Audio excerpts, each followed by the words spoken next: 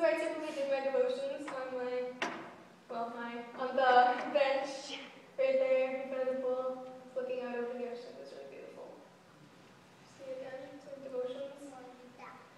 So we arrived and we settled in and everything, and our second day there, we went on a little tour, or what we thought was going to be a little tour of the island.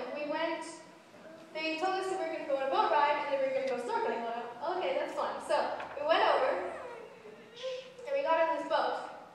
And I was expecting, like, I don't know, 20, 30 minutes at the most, but it ended up being a 2 or 2.5 hour boat ride across the middle of the ocean to this shack in the middle of the water that was standing somehow with posts. And we stopped there for lunch, and we went in smaller boats to different caves in the little area, like a little lagoon, I guess. And we went inside the caves, like swimming, and then we jumped off and into the ocean. It was really fun. And that's Pastor Dan Zach, who was my translator for the week. Here we are going across. This is where we stopped for lunch. And after that it was a Friday. We started our first medical clinic. So this is where we had it. This is in General Luna, where I was for the entire week. I was preaching and stuff there. And it was really, really amazing because it was our first day, and they had been promoting it before we had gotten there. But we had like hundreds and hundreds of people just lined up outside to come in and listen and see everything that we were doing and get the free healthcare that we were giving. We had, what did we have? We had eyeglasses stations, we had blood sugar, we had blood pressure, we had health and nutrition and water and stuff like that. And we also had dentists who were there to check out people's teeth. We had about 3 doctors for the entire trip. And they were kept really, really busy because we had hundreds of people coming. There were only 3 doctors to see everyone who needed to see a doctor, which was basically everyone, because even if they didn't have a problem, they'd invent a problem to go see the doctor. But here you guys are blood pressures, blood sugar. During the health clinics, we typically did have like bottled water and stuff, but also they would bring us coconuts and be like, here, drink coconut. They're like, oh, thank you. They were really, really sweet. This was my second to last health clinic. We had health clinics every day, but I did a sermon every other day. So when you do a sermon, you stay at the resort and work on your sermon for the night. So we did that. But this was when I went to a health clinic. We were just standing up there after lunch. And this, if you look really close, can you see me? You know who I am, right? In the black skirt. Oh, there's not black skirts, but on the left. I don't know if you can tell, but I have really swollen legs. And the day before that, I had a sermon, and so I stayed at the resort. And it was really hot, so I was in the shade, thinking that I was totally safe. I didn't put any sunscreen on, but I was in the shade, so what do you expect? But no, the next day I had really, really bad burn. I burned all the way down to the tips of my fingers. I got sun poisoning, my legs were swollen, my hands were swollen. It was very painful. But, yeah, I got the Philippines experience. This is doing dentistry. I actually pulled about 10 teeth. It was really fun. They were really good patients. Like, the kids would come in and they'd be super scared. They'd just sit there, and then the dentist would give the anesthetic, and then I'd go in and be like fumbling around and pulling their teeth, and they'd just sit there. It was nice.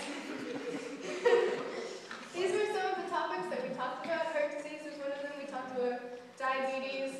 I had the privilege of giving the health talk of cancer. And when I mentioned about not spending time in the sun, I was really burned that night, and it was very embarrassing for me. But it's okay. I don't think, alright, they didn't notice. They called me like a red chicken or something. It's kind of disappointing. This was one of the places where we preached. This was Dapa. Yeah, I wasn't there. This is a small picture. But there's one of the Weimar County students preaching at his site that was in Santa Monica. I know you're not going to remember these, but it's fun to say them. This is at my site. This is my partner, Tessa. We switched off every night for health talks and sermons. This was her doing a sermon, and she's doing the appeal right now, so she's like, raise your hand.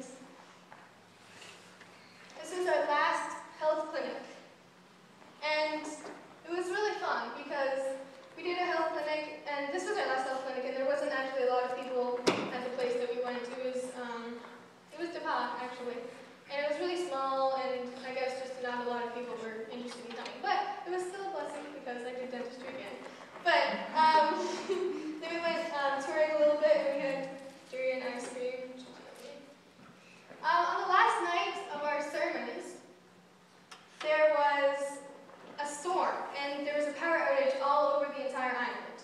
And we were really worried because we're like, we don't know if people are going to come because, like, I guess the GP still operated when the power went out, but it was just not a fun time for us to be, like, going out and preaching and expecting a lot of people because it was pouring down rain and there was no light and no power, so we couldn't put up our slides. But we went out anyway, and what was really cool is that actually last year they had this program also in June of last year, and the same thing happened. The last night of the preaching, which I think was about the Sabbath, the last night the power went out last year as well. So it's kind of like this thing happened again, so Satan was really trying to stop something. So we were like, yes, we're going to go out and we're still going to preach, because even though the lights are out and the power's not working. So everyone went to their different sites, and at my site, it was really cool because the people did get there a little bit later. It was typically they got there around like 7:15, but it was about 7:30 when everyone got there, and our meetings lasted for about 2 hours. But everyone came, and during the whole week, the kids had been kind of rowdy because they didn't really understand what we were saying a lot of the time, or well, most of them, some of them.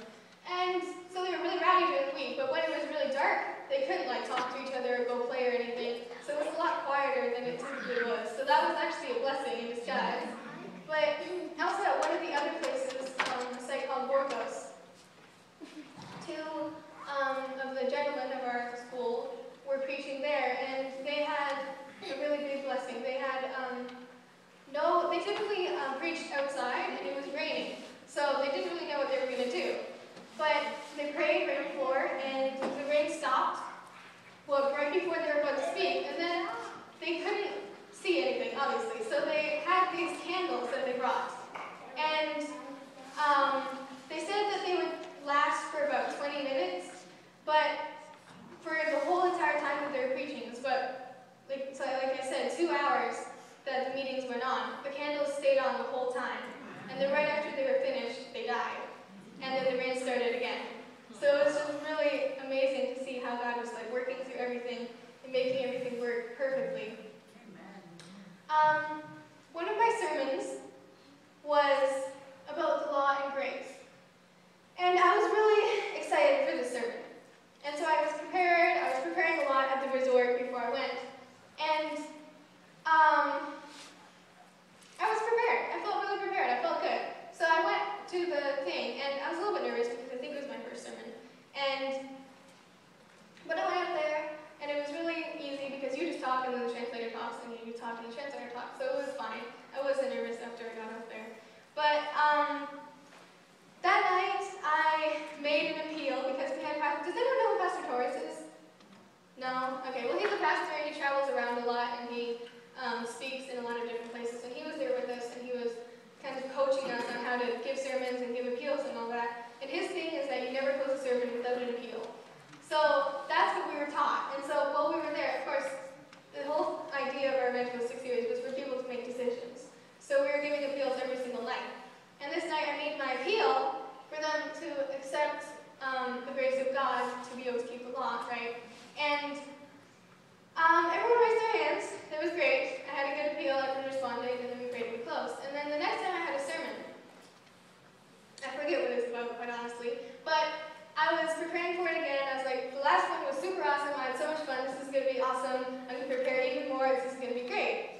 And so I was preparing, and then we went to our site for the evening, and I got up to speak, and I spoke, and it was fun. I enjoyed it. It was really good.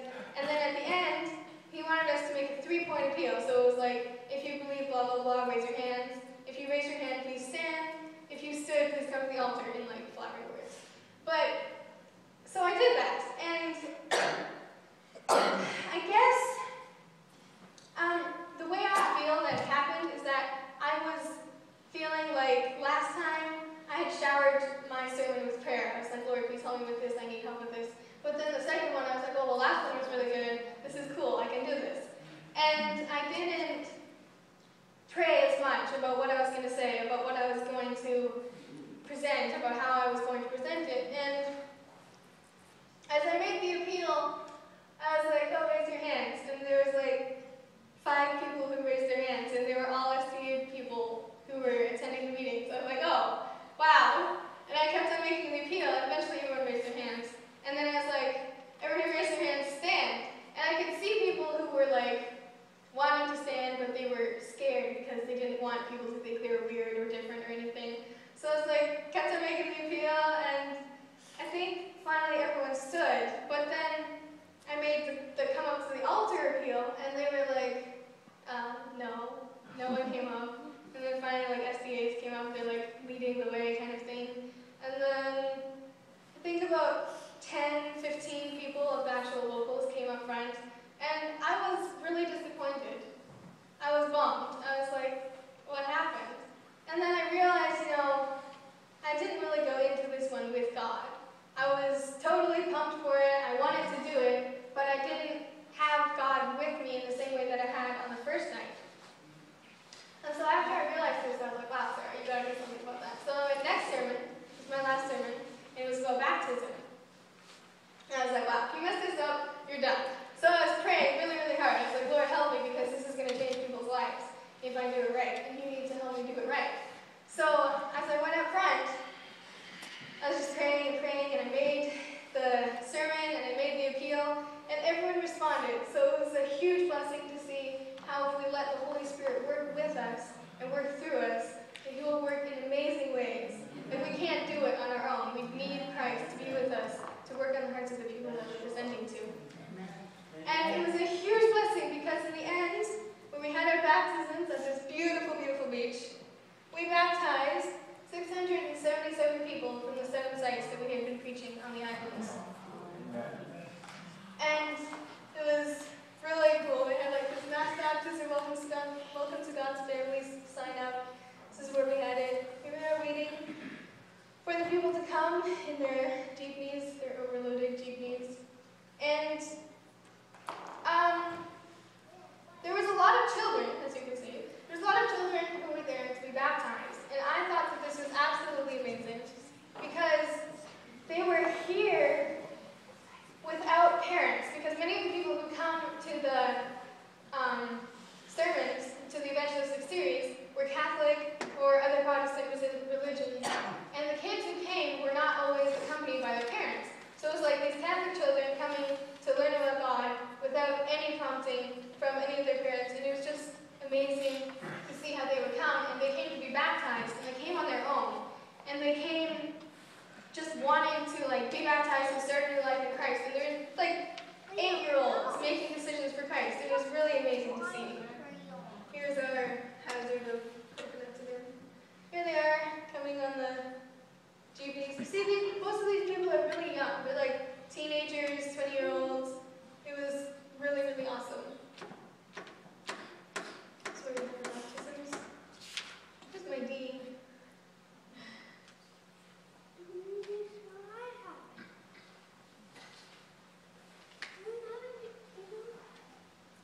We had a lot of special music. They'd speak for 5 minutes. They'd be like, okay, now we Mark Academy is going to have special music. We'd be like, oh, okay, what are we going to sing? But it was really fun. We learned to adapt a lot to everything. That was our major goal. We were at the mission trip to learn to adapt, and always be ready for anything that would come, because anything can happen if you're preaching and the lights went out, and we were ready for it. So it was a real blessing that we were able to prepare for it so well. Pastor Torres was a huge, huge blessing on this trip. He helped us through so many things, like presenting our sermons and getting everything ready and just being mission-minded completely. These are the people lined up to be baptized. We had 4 pastors baptizing 677 people. So it was pretty intense, but it took us a couple hours, or a few more than a couple hours, but it was really good. They took out 5 people at a time, and they would pray with them, and then they baptize each one, and then go back in, and then they take 5 more people out and pray.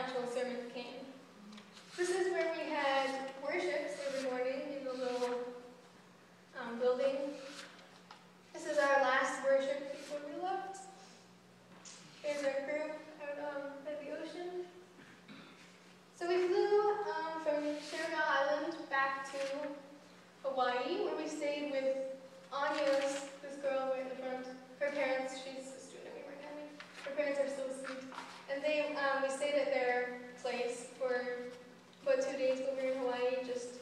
We saw a palace in Hawaii that was really cool. And then they gave us these delay things after we left. There